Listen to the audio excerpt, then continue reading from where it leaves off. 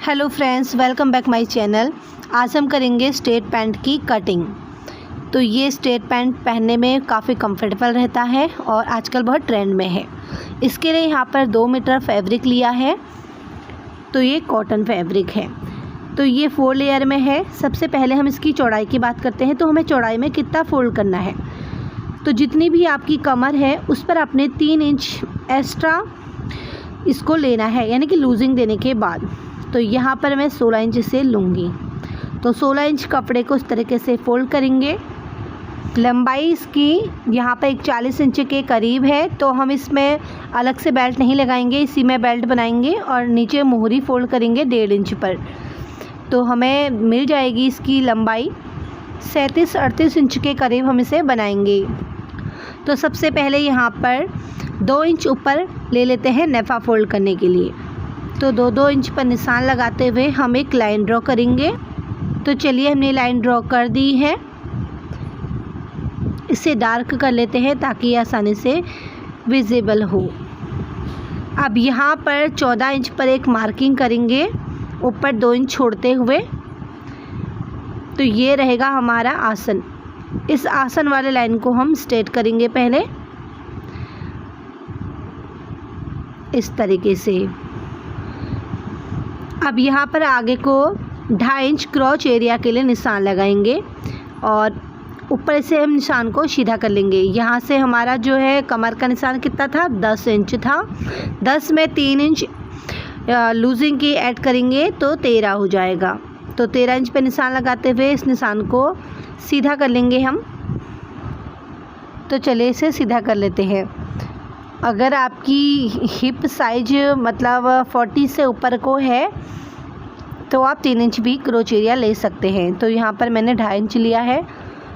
अब यहाँ पर गोलाई देंगे क्रोच एरिया के लिए, इस तरीके से निशान लगा देना है। अब यहाँ से क्रोच एरिया तक कितना है देख लेते हैं। तो इसका हाफ करेंगे। तो इसका हाफ 8 इंच आया है। अब यहाँ पर सेंटर पर 8 इंच पर हम निशान लगा देंगे।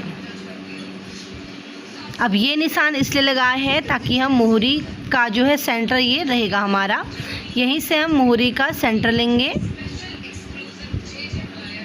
जितनी भी आपको मोहरी बनानी हो उसका हाफ इधर की साइड को और हाफ इधर की साइड को। तो यहाँ पर 6-6 इंच मैं ले रही हूँ। 12 इंच मोहरी बना रही हूँ तो 6-6 इंच लेंगे। अब यहाँ पर सेपर ले लेंगे और सेपर को इस तरीके से रखेंगे और इस तरीके से निशान लगा लेंगे। अब स्केल को आगे को लाएंगे और इसे इस तरीके से पलट देंगे। अब यहाँ से हम निशान लगाएंगे नीचे मोहरी तक। तो ये निशान लगा दिया है। अब यहाँ पर मोहरी के लिए हम जितना मोहरी फोल्ड करना चाहें उतना हम यहाँ पर निशान लगाएंगे। तो यहाँ पर मैं 1.5 इंच के करीब फोल्ड करूँगी। तो 1.5 इंच पर यहाँ पर निशान लगा देती हैं और इसे सीधा कर लेती हूँ। एक बार फिर से मैं बता देती हूँ, कपड़े को 4 लेयर में इस तरीके से फोल्ड करना है। कपड़े की चौड़ाई लेनी है, जितनी भी आपकी हिप है ना उस पर क्रॉच एरिया ऐड करने के बाद जितना भी आएगा उतना रखना है। यहाँ पर हिप का चौथाई भाग प्लस 2 इंच या 3 इंच एक्स्ट्रा लूजिंग के लिए। यहाँ पर 3 इंच लूजिंग के लिए मैंने लिया है। तो ये टोटल 13 हो गया। 10 इंच था हिप। और उसके बाद यहाँ पर आसन लेंगे। तो आसन की लंबाई जो है 14 इंच रखी है। ऊपर मार्जिन आपने छोड़ना है, जितना आप इलास्टिक ले रहे हो उसके हिसाब से आप लूजिंग छोड़ोगे। और यहाँ पर पूरा पहले मार्किंग करना है जितना भी आएगा और उसका हाफ यहाँ पर रखना है हमने। ये सेंटर होगा हमारा मोहरी के लिए। दोनों साइड मोहरी का आधा आधा निशान लगाएंगे, फिर सेपर की मदद से दोनों साइड से निशान लगाएंगे। अब चाहे तो इस पर आप पहले कटिंग कर सकते हैं, लेकिन ऊपर से थोड़ा यहाँ पर हम थोड़ा सा झुकाव देंगे जिससे फिनिशिंग अच्छी रहेगी। तो क्या करेंगे, आसन की साइड से लगभग 1.5 इंच उठाव देंगे, मतलब डाउन करेंगे सॉरी। और इसे यहाँ से हम ऊपर को इस तरीके से मिला देंगे। हमारी जो साइड वाली है ना उसको हमने इस तरीके से मिला देना है साइड वाली सिलाई से। अगर हिप साइज 40 से 45 से 50 तक है तो आप इसकी जो है इसको डाउन कर सकते हैं, 2 इंच या फिर 2.5 इंच भी डाउन कर सकते हैं। तो चलिए इसकी कटिंग कर लेते हैं। और ध्यान रहे ये सिर्फ डाउन हमने फ्रंट वाले पार्ट पर ही करना है, बाद में हम इसे खोल लेंगे और सिर्फ फ्रंट वाले पार्ट पर ही कटिंग करेंगे। आप ये ना कर दो कि दोनों साइड आप कट कर लो। और अब पीछे से भी हम इसे कट कर लेते हैं पहले।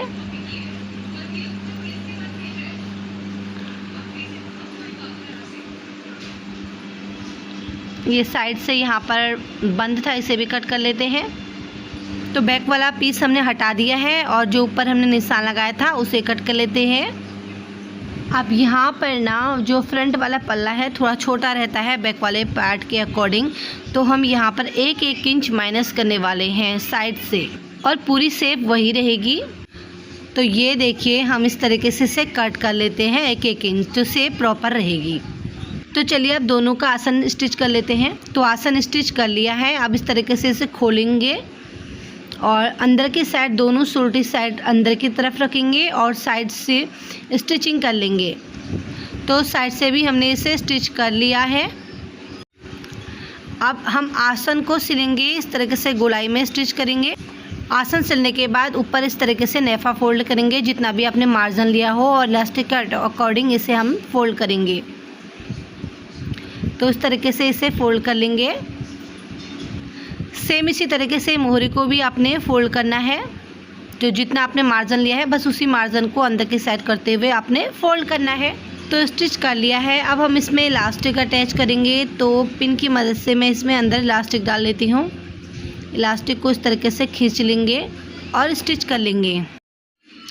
और इलास्टिक के ऊपर से हमने एक सिलाई और रखी है ताकि इलास्टिक हमारा बिल्कुल हिले डुले नहीं, खिसके नहीं साइड से। तो हमारी पैंट की कटिंग एंड स्टिचिंग हो चुकी है। इस तरीके से पैंट जो है फोल्ड होता है, इस पर इस तरीके से प्रेस की जाती है। तो ये वीडियो आपको कैसी लगी हमें ज़रूर बताइएगा, और वीडियो पसंद आई हो तो वीडियो को लाइक करना। Thank you for watching and bye bye.